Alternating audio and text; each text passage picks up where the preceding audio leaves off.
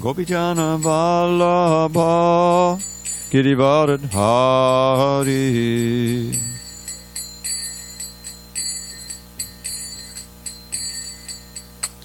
And Gopijana Vallabha Girivardhari.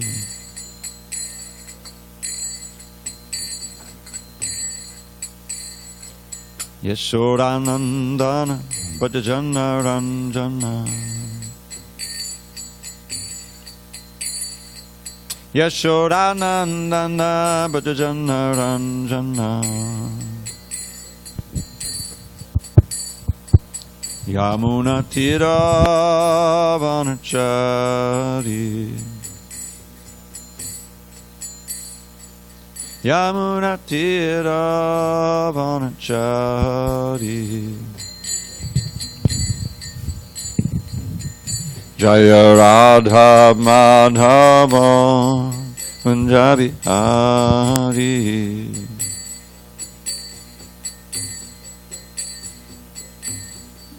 And Jaya Radha Madhava Kunjabi Hari.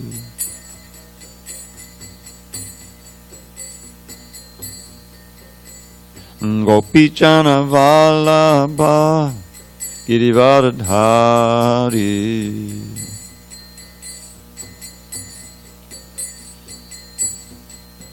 Jaya Gopichana Vallabha Girivardhari.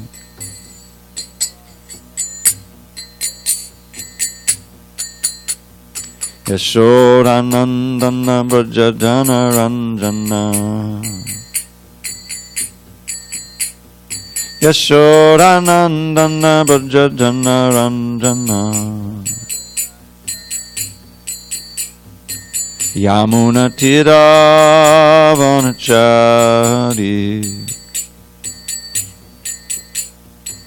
Yamuna Tira Vanachari. Jaya Radha Madhava Kunjabi Hari.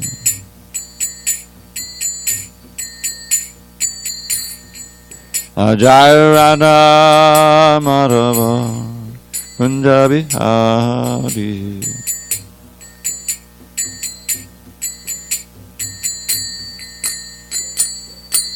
Jai Om Vishnupad Paramahansa Padrikacharya Ashtotar the Sri Srimad Divine Grace Swami Prabhupada Ki Jai. ISKCON BBT founder Acharya Shri Prabhupada Ki Jai. Jai Om Vishnupad Paramahansa Padrikacharya Ashtotar the Sri Srimad Divine Grace Srila Bhakti Siddhanta Saraswati Thakur Ki Jai. Ananda Koti Vaishnava Ki Jai. Namacharya Srila Haridas Thakur Ki Jai. Shri Upadesamrta Ki Jai. The Nectar of Instruction Ki Jai. Samaveda Bhakta Vrinda Ki Jai. All glories to the assembled devotees. All glories to the assembled devotees. All glories to the assembled devotees. All glories to Shri Guru and Gauranga. Om Namo Bhagavate Vasudevaya. Om Namo Bhagavate Vasudevaya. Om Namo Bhagavate Vasudevaya.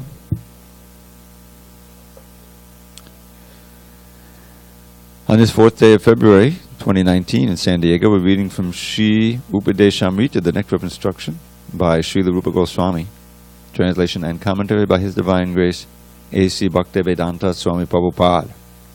And we have reached text 10. Karmimbhya padito hare priyataya vyaktim yayurgyaninas.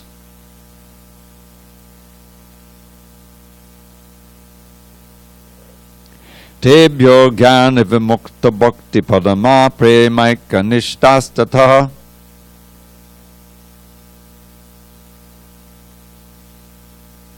Tebhyasta pasupala pankaj drishastabhyo pisaradika.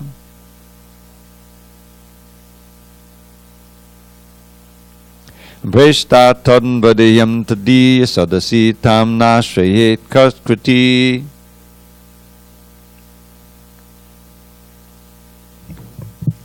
Karmibhyak padito harepi yataya vyaktim yayurgyaninas.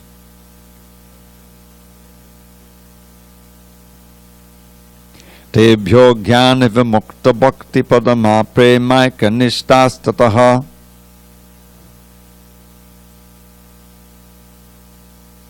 Tebhyasta pasupala pankajadusastabhyo pisaradika.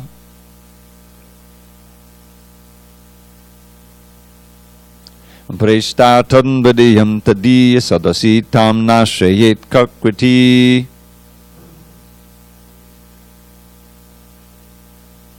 Karmibhyak padito harepi yataya vyaktim yayurgyaninas.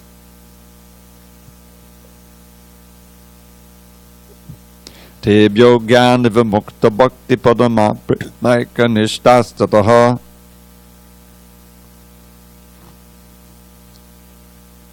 Tebhyasta pasupala pankajadusastabhyo pisaradika.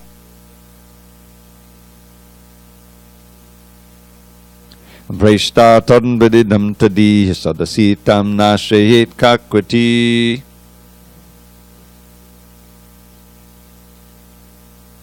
Chat.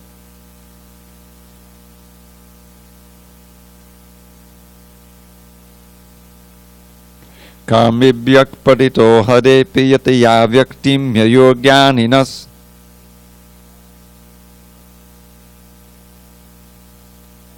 Tebhyo jnana vimukta bhakti padama premaika nishtastataha.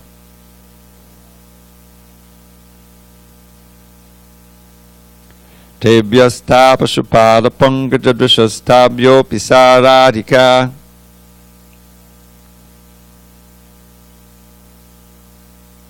Preshtatam vidiyam tadiya sadasitam nashrayet kakriti. Give it a shot. Go ahead.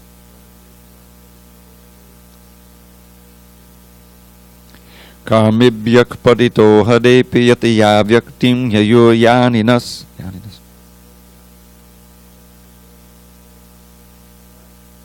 Tebhyo jnana vimukta bhakti padama premaika nishtastataha.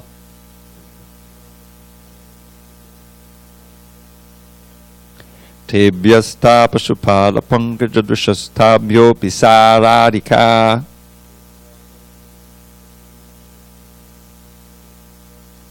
Preshtatam vidiyam tadiya sadasitam nashrayet kakriti. Okay, we read this before, so I'll just read the translation. In the Shastra, it is said that of all types of fruit of workers, he who is advanced in knowledge of the higher values of life is favored by the Supreme Lord Hari. Out of many such people who are advanced in knowledge, jnanis, one who is practically liberated by virtue of his knowledge may take to devotional service. He is superior to the others. However, one who has actually attained prema, pure love of Krishna, is superior to him. The gopis are exalted above all the advanced devotees because they are always totally dependent upon Sri Krishna, the transcendental cowherd boy. Among the gopis, Srimati Radharani is the most dear to Krishna. Her kunda, or lake, is as profoundly dear to Lord Krishna as this most beloved of the gopis. Who then will not reside at Radhakunda and in a spiritual body surcharged with ecstatic devotional feelings of prakrita bhava, render loving service to the divine couple, Sri Sri Radha Govinda, who perform their Ashtakaliya Leela, their eternal eightfold daily pastimes. Indeed, those who execute devotional service on the banks of Radhakund are the most fortunate people in the universe. So we read about half of this purport, and I will begin at this point. One should therefore be eager to understand the science of the soul, Atma Tattva. Unless one comes to the platform of Atma Tattva, by which one understands that the soul and not the body is oneself, one remains on the platform of ignorance. Out of thousands and even millions of ignorant people who are wasting their time simply gratifying their senses, one may come to the platform of knowledge and understand the higher values of life. Such a person is called a jnani. The jnani knows that fruitive activities will bind him to material existence and cause him to transmigrate from one kind of body to another. as indicated in Srimad Bhagavatam by the term Sharira Bandha, bound to bodily existence, as long as one maintains any conception of sense enjoyment, his mind will be absorbed in karma, fruit of activity, and this will oblige him to transmigrate from one body to another. Thus, a jnani is considered superior to a karmi because he at least refrains from the blind activities of sense enjoyment. This is the verdict of the Supreme Personality of Godhead. However, although a jnani may be liberated from the ignorance of the karmis, unless he comes to the platform of devotional service, he is still considered to be in ignorance, avidya. Although one may be accepted as a jnani, or one advanced in knowledge, his knowledge is considered impure because he has no information of devotional service and thus neglects the direct worship of the lotus feet of the Supreme Personality of Godhead. When a jnani takes to devotional service, he rapidly becomes superior to an ordinary jnani. Such an advanced person is described as jnana vimukta bhakti parama. How a jnani takes to devotional service is mentioned in Bhagavad Gita 7:19, wherein Krishna says, I'll say, you say, Bahunam janmanamante Jnanavan mam prapadyate Vasudevak sarvamiti Samahatma sudurlabha. You chanted it nicely, but you haven't got it memorized. Okay. Hare Krishna, welcome. Okay, this is a really important verse. We have to develop a regular process of learning the most famous Bhagavad Gita verses. Alright, so this verse means, after many births and deaths, he who is actually in knowledge surrenders unto me, knowing me to be the cause of all causes and all that be. Such a great soul is very rare. Actually, a person is wise when he surrenders unto the lotus feet of Krishna, but such a Mahatma, great soul, is very rare. Are you warm enough? You got your chatter, okay.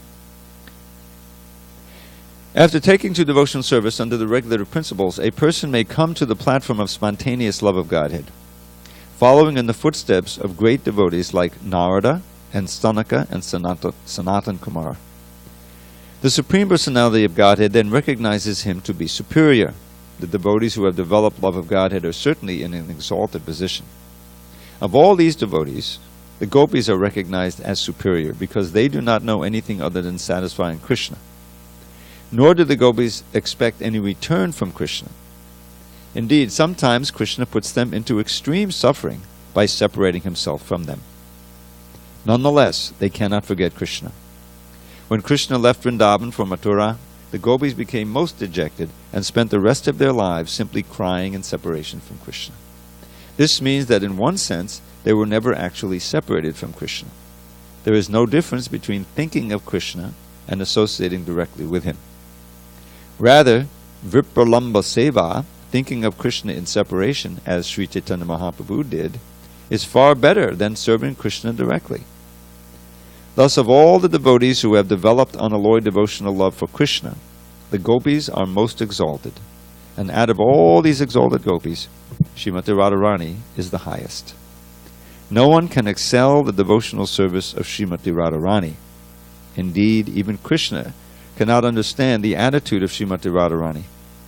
Therefore he took her position and appeared as Sri Chaitanya Mahaprabhu just to understand her transcendental feelings. In this way, Srila Rupa Goswami gradually concludes that Srimati Radharani is the most exalted devotee of Krishna and that her kunda or lake, Sri Radhakunda, is the most exalted place. This is verified by a verse from the Padma Purana, as quoted in the Laghu Bhagavatamrita, Uttarakanda 45, and also quoted in the Chaitanya Charitamrita.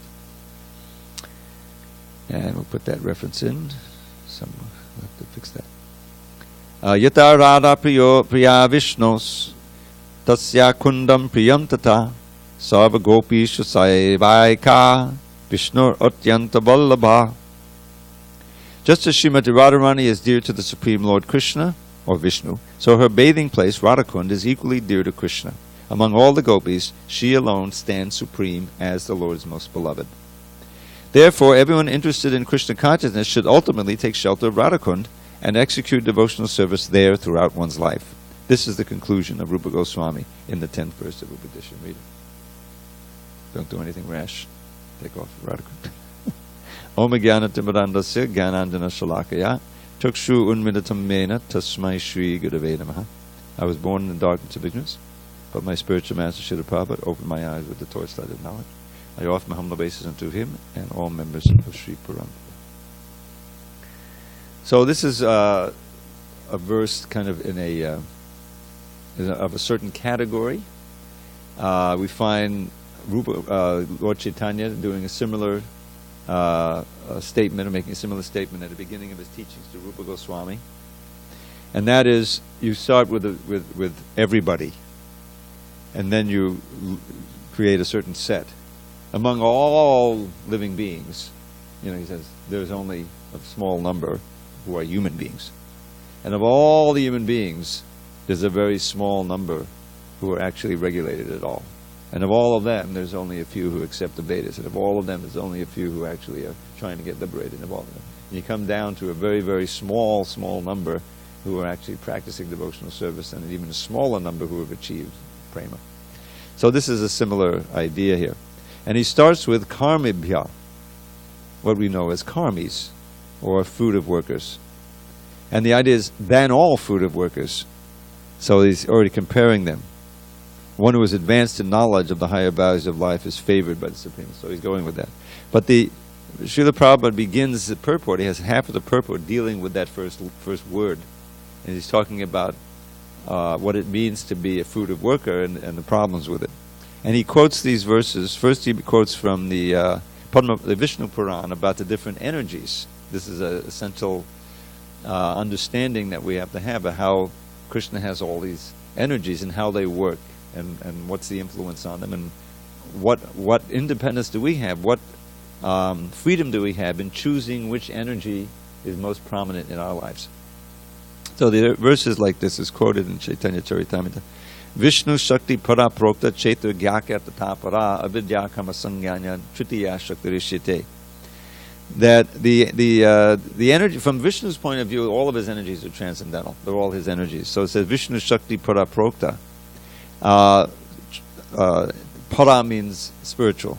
Chetra Gyakya Tata Para. What is the Chetra Gya? Who can explain what that means? The knower of the field, and that's the living entity and also the super soul.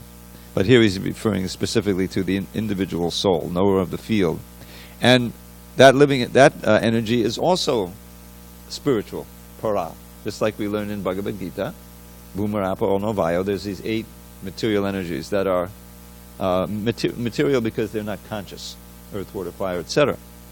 Then aparayamitastvanyam, besides these apara or non-transcendental energies, there's the para prakriti, which consists of the living entities.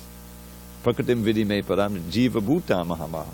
And we are dharyate jagat, actually exploiting the universe or sustaining the universe. Just like in each individual body, it's only sustained as a body because we're inside. As soon as death occurs, the living entity leaves, then the body reverts to its elements. You have to bury it, burn it, do something. So, but what the avidya energy, the Maya Shakti, she covers the Chetragya in ignorance. And that's where all our problems begin, when we identify ourselves with that lower energy. So, now, having established that, then Srila Prabhupada, he quotes from this passage in the 5th canto. I'm just kind of skipping ahead here, where Lord Rishabdev is giving his teachings. And he's describing very graphically the problem with sense gratification. This is a series of verses we should try to meditate on, even memorize. So beginning in 554, 5th canto, 5th chapter, text 4, Nunam pramatta kurate vikarma yadindriya pritaya apranoti nasarumonye yata atmanoyam asannapi kleshadasade. So nuna means certainly. He said this is concluded, there's no doubt about it, that those who are simply concerned with sense gratification, indriya pritaya apranoti, they're simply striving for that, then if that's their whole concern, then they're sure to perform vikarma. Krishna says in Bhagavad Gita, one should know what karma is, what akarma is, and what vikarma is. So in that context, karma is not just fruitive activity, but it's fruitive activity that's engaged in according to some rules and regulations of the Vedas. So therefore, it becomes the idea of sacrifice, so that you don't just get bound up by the reactions. You understand the problem with life after life. You're bound up with your karmic reactions.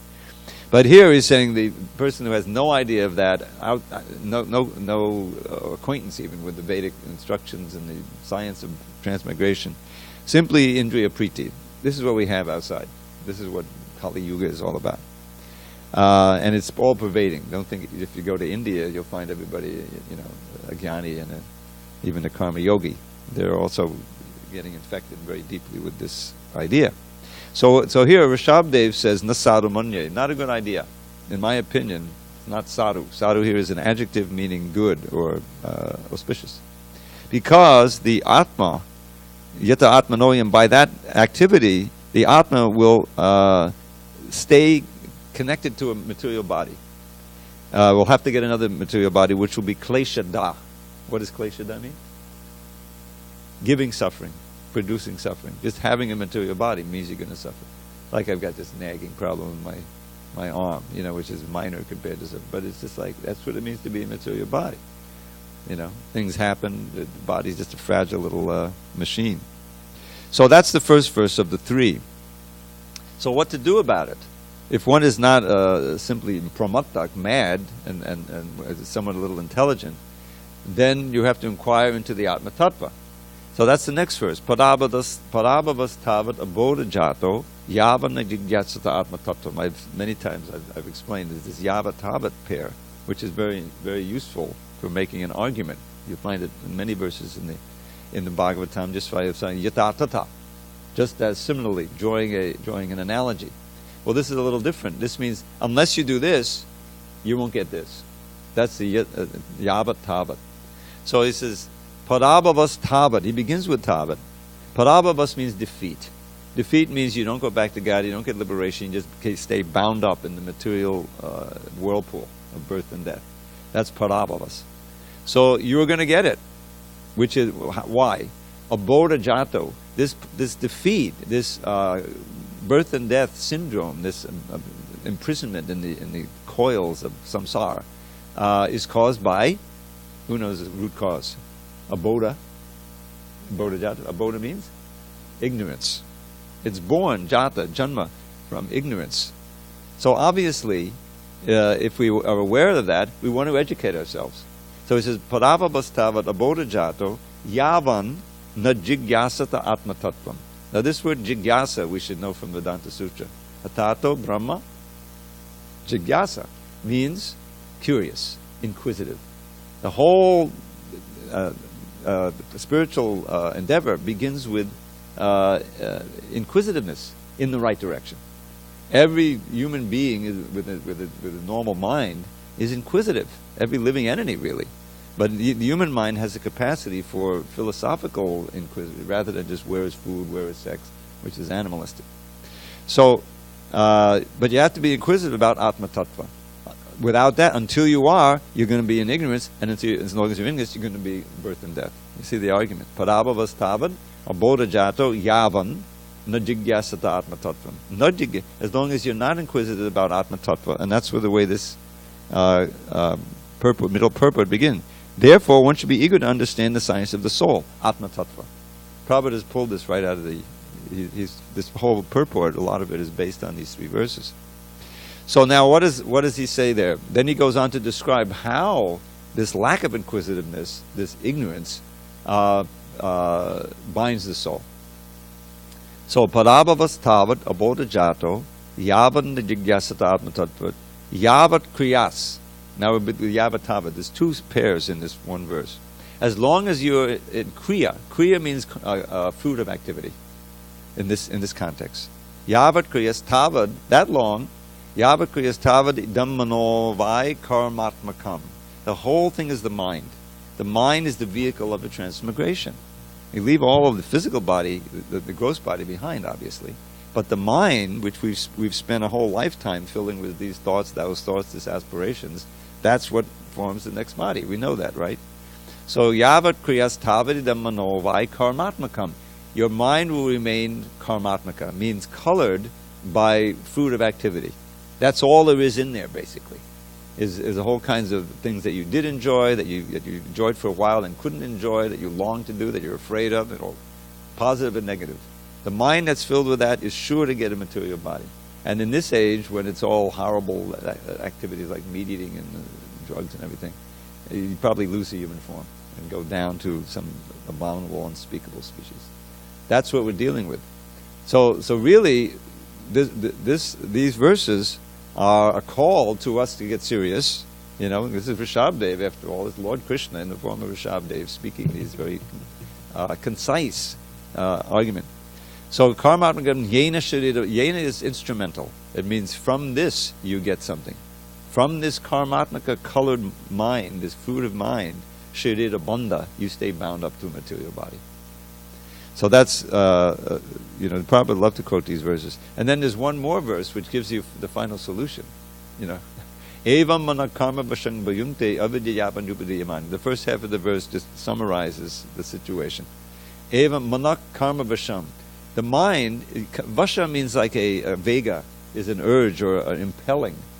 The mind impelled by karmic ideas and karmic thoughts, which it must be unless there's Krishna consciousness involved. Prayunkte, engaged in that. Avidyatman, according to ignorance of the soul, atman upadiyamane, the soul is bound up like that. So now the last two lines give you the solution. Priti nayavan mahivasudeve namuchate dehi yogena tavan. Unless and until there is love for me, Vasudev, Rishabdev, Krishna is speaking, there's no freedom from the bondage of the soul to the body. In other words, the mind must be, instead of infused with karmatmaka, all these fruit of ideas, it must be infused with love for Krishna. That's what, that's where the liberation comes from. Even in this world, you don't have to die. If your mind becomes that infused, and all your activities are in devotional service, you're already liberated, even while in this body. Another verse by Rupa Goswami, it's another one to memorize. Iha yasya haridasye karmana manasa gira nikalashapyavastasu jivan muktasa uchite. So iha, that's two words. The long and the short letters make all the difference in the world. The word iha means here. The word iha, long I, long a, means activities. Doesn't seem to have any relation one to the other. But so watch those diacritics. Makes a world of difference. So iha yasya hare dasye karmana manasa gira. If all the activities of your karmana, your active senses, your mind, and your voice, karmana manasa gira, your words, are hare dasye, in the realm of service to Hari, then nikala means all of them. Avastas jivan mukta. One is known as a jivan mukta. A jiva is normally used to mean the jiva in the material world. You don't usually talk about the living entities in the spirituals as jivas. Coward boys, coward girls. So it's just an idiomatic use. So here it says jivan mukta. These are jivas. They're in the material world, but they're liberated, just like the great spiritual master, like Srila Prabhupada. Now, what's the sign of that? The sign of that you can see, and this goes back to the very beginning of the Upadesamrta, how you're picking a guru. It says one who is completely free. You can see from the obeying the urges of the mind and the words and the what about the manasa and the anger, but what about the gross ones of the tongue, belly, and genitals?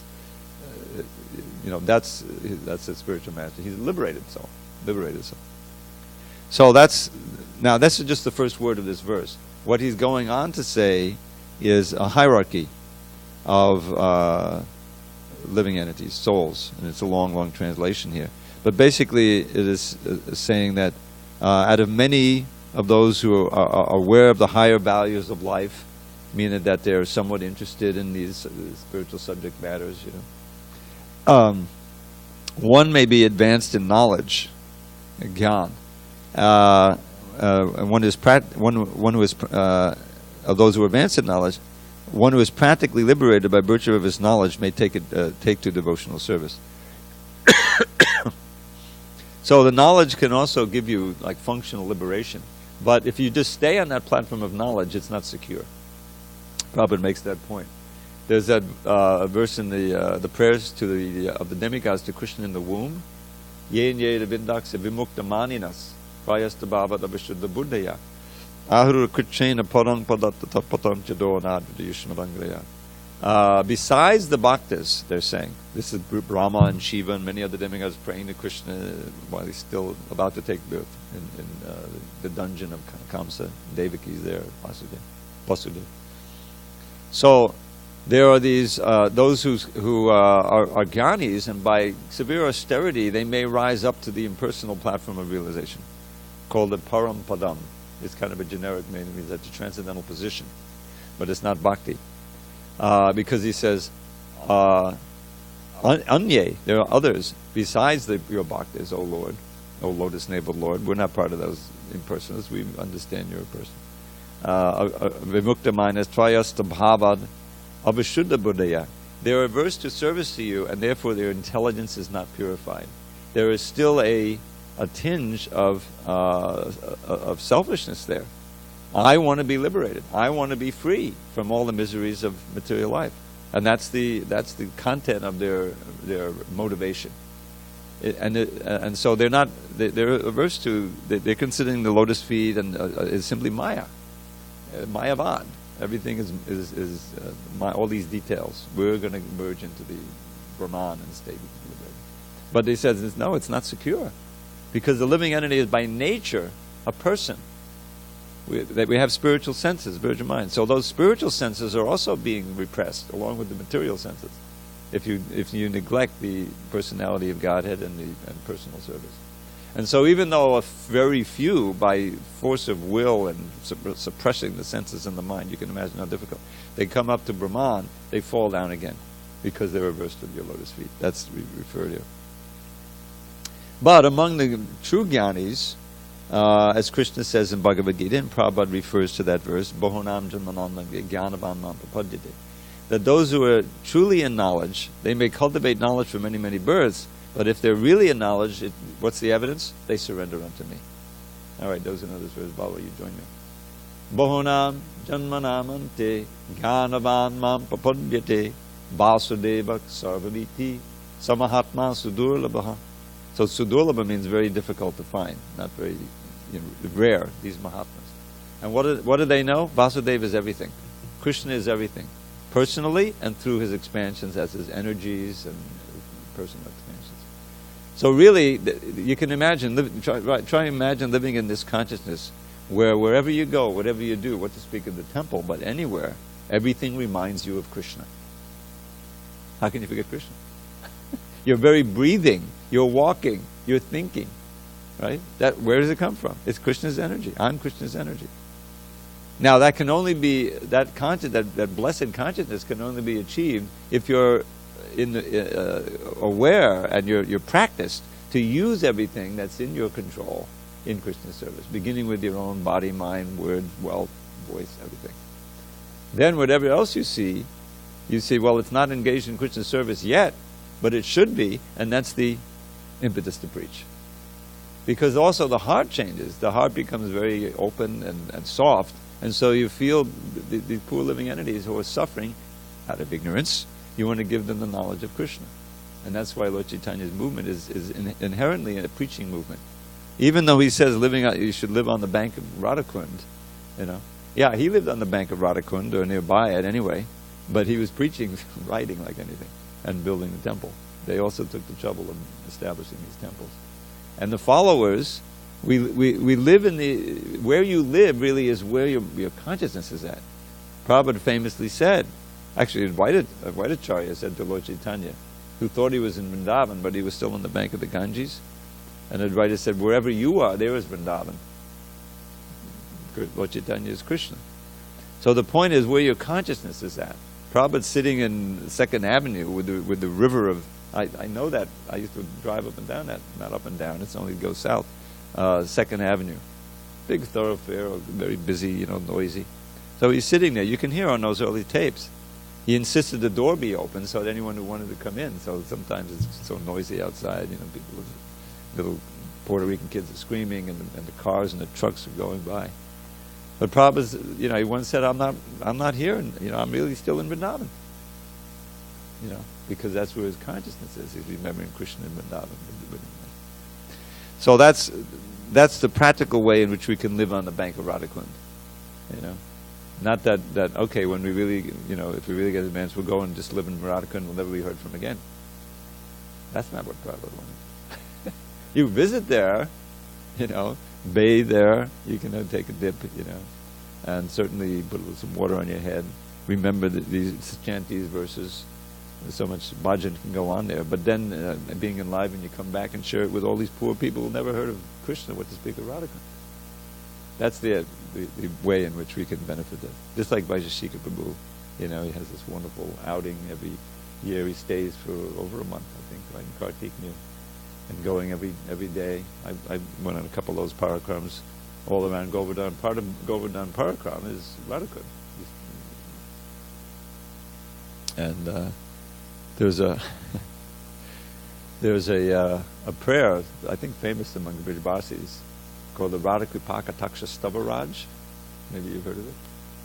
Munindra Binda Bandite Triloka Shoka Hadani Prasanna Bhakta Pangajena Kunda Bhuvilasani Brajanda Bana Nandane Brajanda Suna Sangate Kadakadishisi Amankapaka Takta Bhajanam.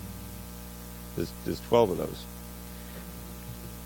Yes, Lord Shiva wrote this, Udbhamaya Tantra, and he wrote a companion one for Krishna, which is not as well known.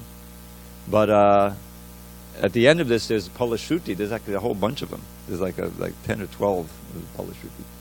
But one of them is that if you stand in Radhakund, either up to the waist, the chest, or the neck.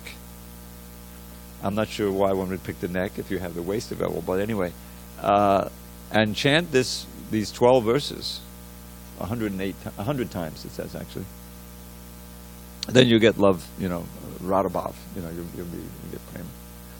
Now, these are long. You could hear how long that was. So I timed it one time. It's like 8 hours of chanting, at least, if you really go into a great clip. But it's a prayer. What it says, Munindra Banda Bandite Triloka Shoka Harani. So many of them, they're all about Radharani. And the last line is the same. Kadakadishasi Amang Kripaka Taksha Bhajanam. When, O Radharani, when will you cast upon me your merciful sidelong glance? That's a prayer for that. And the beginning is Munindra Binda Bandite. You're all of the leading munis and learned sages and learned devotees all bow down to you. Triloka Shoka Harini. You take away the lamentation of all the three worlds. Triloka Shoka Harini Prasanna Bhakta Pankajena Kunjabu Vilasini. All right, so it's 8:29. I'm going to look this up so I can read you the proper translation. Since this is, after all, the end of the Upadesamrta, we're talking about Radhakund, so when do we actually read these things? Of what I just read, this whole thing. I'll just read it through. This particular one's a Radharani. Maybe I'll skip one or two, but a little bit intimate. Let's see. Yes.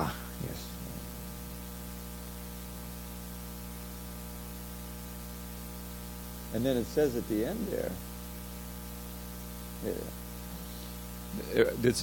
as I mentioned, there's one to Krishna too, but the same meter. It's very easy to meter. Anyone can learn it. Bhaje bhajaika mandanam samasta papa kundanam sabhakta chitta ranjanam sadhaiva nandanandanam supitcha gucha mastakam sunada venu hastakam anangadam visagadam damami Krishna nagadam. So the last Palashruti for both of them is if one gets up early in the morning and chants these two regularly, then the Kunja Manja Marali Priyalivinda Sundarim, one attains his original form as a little Sundari, a little girl, Manjari in Vrindavan. It's the actual Manjari Baba. This is a position that's coveted even by Lakshmi, and then one enters into the Krishna's pastimes. Okay, here we go. Give me a second here. I hadn't planned this, by the way, obviously. Okay, O Goddess, worshipped by the kings of sages, O Goddess who removed the sufferings of the three worlds, O Goddess whose face is a blossoming lotus, O Goddess who enjoyed pastimes in the forest, O daughter of Vishabhanu, O companion of Braja's prince, when will you cast your merciful sidelong glance upon me? Okay.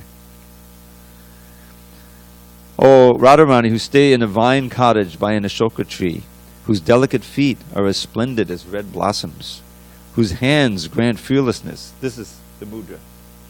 When you see this is the fearlessness. Don't worry. Be confident. He's giving us assurance every day. Sometimes you see a different mudra. You know, she's offering something to Krishna, but they have most of the Radhas have that. Oh, abode of abundant transcendental opulences, when will you cast your merciful glance upon me? O Srimati Radharani, who playfully shooting the arrows of your glances from the curved bows of your auspicious amorous knit eyebrows, you have completely subdued Nanda's son. When will you cast your merciful glance upon me? O Radharani, whose form is as splendid as champak flowers, gold and lightning, whose face eclipses millions of autumn moons, whose eyes are wonderful, restless young chakora birds, when will you cast your merciful sidelong glance upon me? O young girl intoxicated with passion, O Radha, who are decorated with cheerful, jealous anger, who passionately love your beloved Krishna, who are learned in playful arts, who are expert at enjoying amorous pastimes in the kingdom of the peerlessly opulent forest groves of Vrindavan, when will you cast your merciful sidelong glance upon me? O goddess decorated with a pearl necklace of innumerable bold amorous hints, O Radharani, who are as fair as gold, who are ocean of happiness filled with scented powders of your celebrated gentle smiles. Just think about that. You know, this is what they create these metaphors, they just one on top of another. You're an ocean of happiness filled with the scented powders of your celebrated gentle smiles. When will you cast your merciful glance on me? O Radharani, whose creeper-like arms are like lotus stalks dancing on the waves of the river of love. O Radha, whose glances emanating from your roving dark eyes are like bright blue flowers at the ends of dancing vines. O playful, beautiful, charming goddess, when will you cast your merciful glance upon me? O Radharani, who wear a golden necklace on the three-lined conch shell of your neck, who are splendid with 3 jasmine garlands and 3 jeweled necklaces, whose moving locks of dark hair are decorated with bunches of flowers, when will you cast your merciful glance upon me? O Radharani, who wears a sash of flowers, is charming with a sash of tinkling jewel bells, when will you cast your sidelong glance upon me? O Radharani, whose anklets tinkling is more beautiful than the sounds of many mantras and the cooing of many regal swans. O Radharani, whose graceful motions mock the moving golden vines, when will you cast your merciful glance upon me? O Radharani, who are worshipped by Brahma, O goddess to whom countless millions of Vaishnavas bow down, O Radha, who give blessings to Parvati and Shachi and Saraswati, O Radharani, whose toenails are anointed with limitless and ever-increasing mystic perfections, when will you cast your merciful glance upon me? Okay, this is number 12, which is the last of the verses. O Radharani, who are the queen of sacrifices, the queen of pious activities, the queen of the material world, the queen of the demigods, the queen of Vedic scholarship, queen of knowledge, queen of the goddesses of fortune, queen of patience, queen of Vrindavan, the forest of happiness, and queen of Braja. O Empress of Braja, please, I offer my obeisances to you. And then I'll just read this first of the Palashruti. Upon hearing this most astonishing prayer of mine, being recited by a devotee, may Shri Vrishabhanu Nandini, that's Radharani, the daughter of Vrishabhanu, constantly make that person the object of her most merciful sidelong glance. At that time, all one's karmic reactions will be completely destroyed, and then that person will gain entrance into the assembly of Nandanandana's eternal loving associates. So this is what's chanted by many Vrijvasis daily, often at Radhakund. Okay. Any questions, comments? No? Yeah, maybe a question or maybe a comment.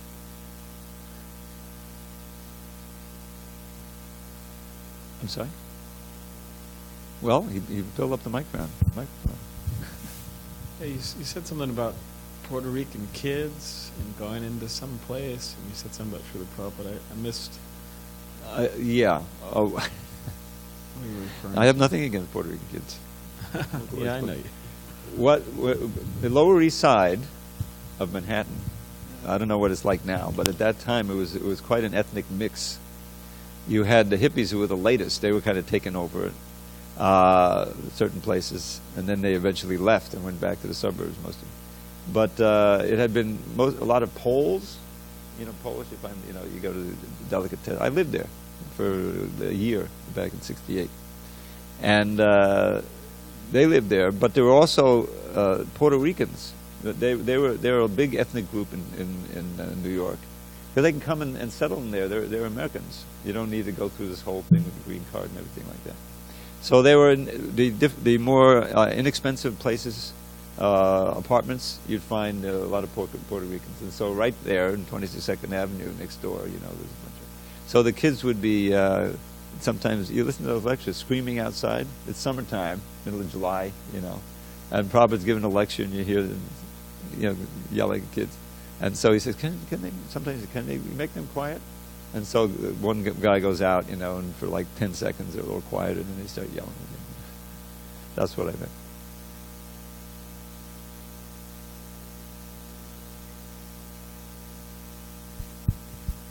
You're talking about like the inquiry or being curious. Yeah. One has to be curious. Jigyasa, yeah. And then I was thinking about there's different types of, like Krishna says in the Bhagavad Gita, there's the Kshatriya, Varna, Shishta, Guna, Karma. There's the Brahmins and the Kshatriyas. Yes, of course. Shudras and different types of people. So, for somebody to really be into, investigating and searching and reading and trying to figure out what it's all about, studying the Bhagavatam, they have to be a little, Brahminically inclined into study and all that. Generally, yeah, you're right, sure. So I'm just thinking about, because this verse, but what about for other people who may not, like a typical type of a Shudra person who may not be, or who, not like that. Right. So in terms of them, because of course Lord Chaitanya said, the philosophy and all this is, the chanting is for everybody, right? And Lord Chaitanya prasadam and chanting, and then he would philosophize with a few people, like Lord Chaitanya. Sarvabhauma Bhattacharya and so maybe you could kind of balance out that idea of. Well, I'm not balanced. All I can do is describe. Actually, this came up lecture recently I heard. If you listen to Prabhupada lectures a lot, he answers a lot of these questions.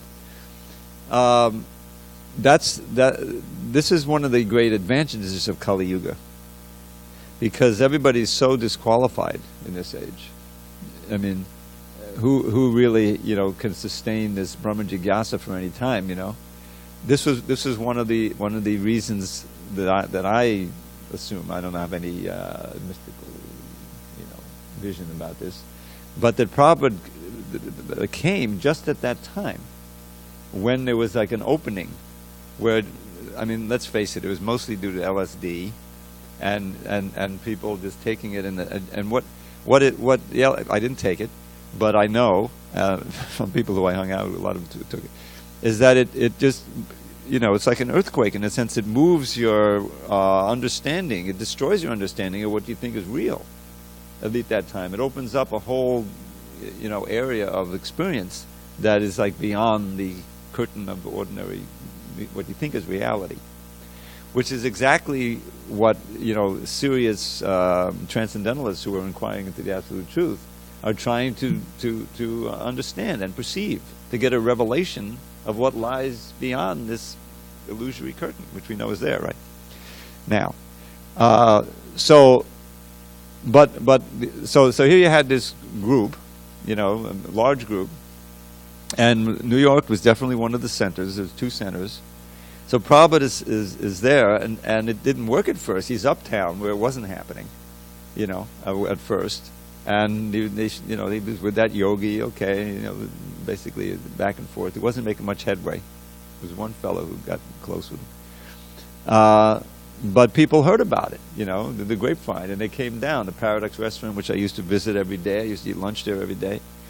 And it was a place where people would come in from Taos, Mexico, and start talking about what they discovered there in Buddhism. And you could sit there for a whole day, drinking tea, And you can get your lunch, $1 for a big plate of brown rice and vegetables.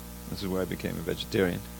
And hang out and just, listen to all this happening and everything. So there was no internet, but the information was coming, and they heard about this guru uptown. He had made, somebody got impressed and came down, and so Prabhupada came down. So then, so here you have these, first group who were interested. We know who they were, famous devotees. And they were curious enough because they were searching, Kirtananda Hayagriva went to India. You probably didn't know this. I didn't know that Prabhupada famously came on the Jaladuta. Did you know that Hayagriva and Kirtananda went to India before they met Prabhupada on the Jaladuta? The same boat. And obviously the hand of God is moving it. So, but they couldn't find a guru. They were all over India. What could you do without any knowledge? They just brought back a few artifacts and came back, and then they found the guru on 2nd Avenue. So as soon as the seed was planted, in these devotees who they had a little Brahma Jigyasa. They just didn't know where to go, and they were all confused, and it was drug out and everything. But they met Prabhupada at that time, and he was able to induce them to chant Hare Krishna. And the whole point is that in this age, because of the population is so disqualified, Krishna has made it very easy. And don't forget, the Hare Krishna mantra is Vidyavadu Jivanam. That if you chant seriously, or not seriously, but at least prolonged, and you get absorbed in the holy name a little bit, then what will happen is, because the human mind is very, very complex. Your intuition, your curiosity, your sense of something beyond what you thought before will awaken, and you become really curious. And if you have the proper source of knowledge, which they did in Prabhupada and gradually through the books, then that will provide a very, very small number, even today with all of our thousands of devotees, very small compared to the population of the world, who are seriously reading Prabhupada's books, chanting, and are following the. It has to come to the point, Now, even if you can't read, if you're illiterate, if you're a serious chanter, Haridas Thakur, Gorkishore Das Babaji, all the knowledge will be manifest from within the heart. So the point is that Krishna will provide you with the facility for that revelation, but it won't be in the traditional way of sitting, for hours and inquiring and and hearing all the Sanskrit mantras and all the things. That oftentimes that isn't there because we don't have the qualification. But the chanting Harinama is so powerful that it can transform even the present Kali Yugites into serious inquirers into the absolute truth. But still, we have to take advantage of it, and so that our chanting will become pure. That's the answer, which you kind of intuited already. All glories to the Prabhupada. Hari Hari Bol.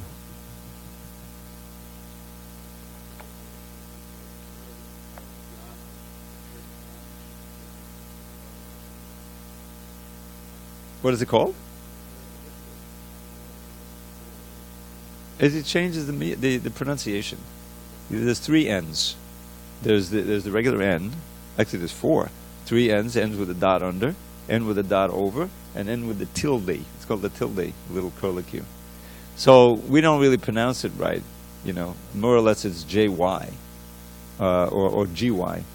For instead of for it's jnana, but there really is, it's supposed to be a little bit of an N sound, jnana, but that Y has to be in there. That's the whole idea. And in fact, there's something called Harvard Koto coding, which you may not know about.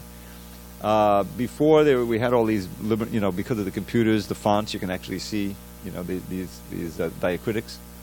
So there was a code to indicate, without any diacritics, what the Sanskrit is meant to be, and this will be a capital Y.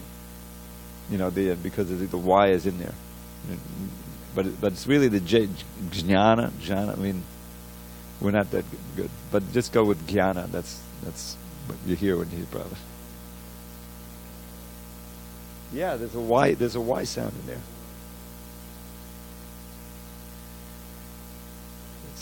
It's a GY.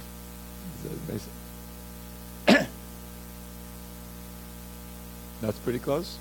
Yeah, they're closer to the Sanskrit than the English. Yeah.